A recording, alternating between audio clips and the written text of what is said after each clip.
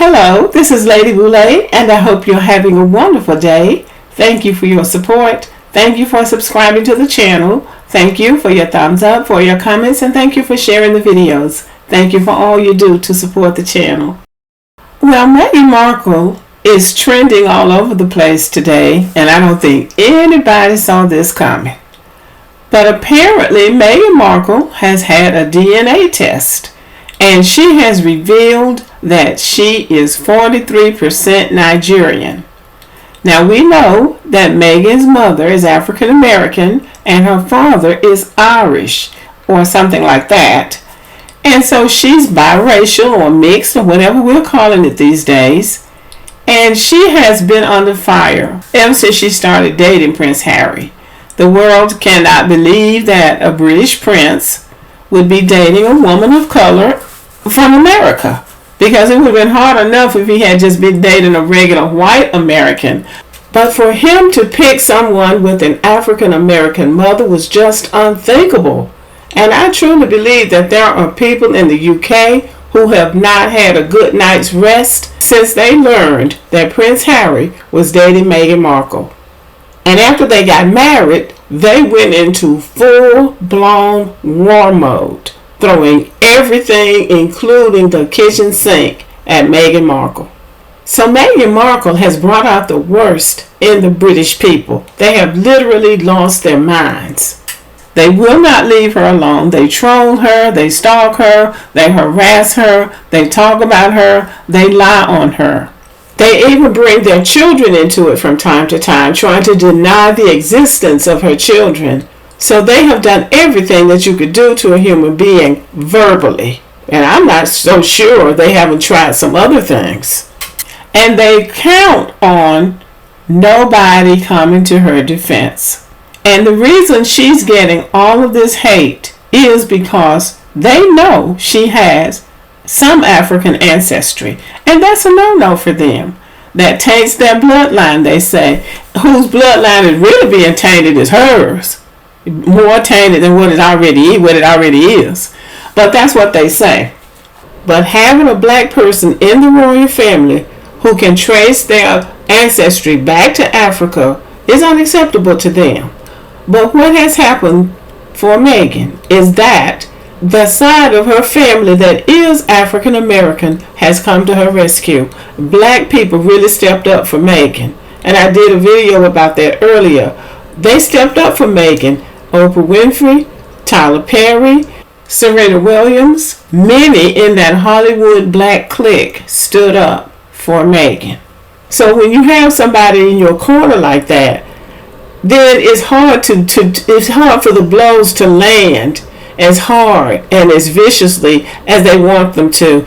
Even on social media, black people step up for Meghan. And even in the UK, the Africans and the Caribbeans stepped up for her. So they can't get at her because she does have a support system. Meghan has a support system. Black people came to her rescue. And I think she realized that all those so-called friends that she had before she married Prince Harry were phony. She didn't have any real friends. When they really needed somewhere to stay when they came to the United States, she knew friends, and she had friends who could have offered them somewhere to stay, but they didn't do it. So then black people had a black person, Tyler Perry, had to end up offering his home, and they took it too. When they came to the United States, they had money, but they needed a place where they could go and have security because they were stalking him, they were stalking them. And as a member of the British royal family, they're always at risk for being kidnapped. So they needed to have a place where they would have security. So sometimes money is not enough. Sometimes you need friends. So that was an eye-opener for her. All of that phoniness and all of that assimilation that I think she probably thought she had done, that went up in smoke because they came up against the real power structure. Because that British family was expecting them to fail.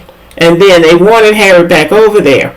But they didn't want Meghan back. But they tried to make it so hard for them that he would cry uncle, so to speak, and that he would come back, or that they would control the situation in some way. But because she was able to leverage her blackness, they were able to survive, and they were able to survive with dignity. And that is what they were trying to do, snatch the rug out from under them so they would be out there floating looking like idiots. But they were able to survive, and now they're making a big comeback.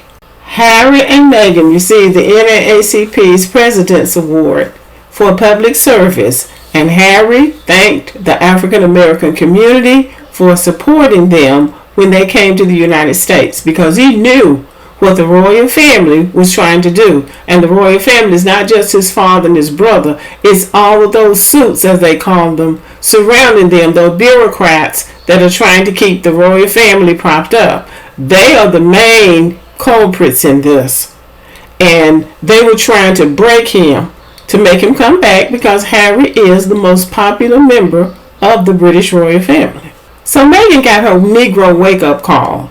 Even though she's disguised as this biracial, this very fair biracial, they know who she is. So their goal was try to break her, to bring her down, to humiliate her. And they tried to do that in every way that they could, asking about the skin tone of the child that she was carrying. And then this big Princess Michael came to a luncheon that Meghan was attending, getting to know the royal family. She had on a Blackamoor pin, as if to say, this is what you really are.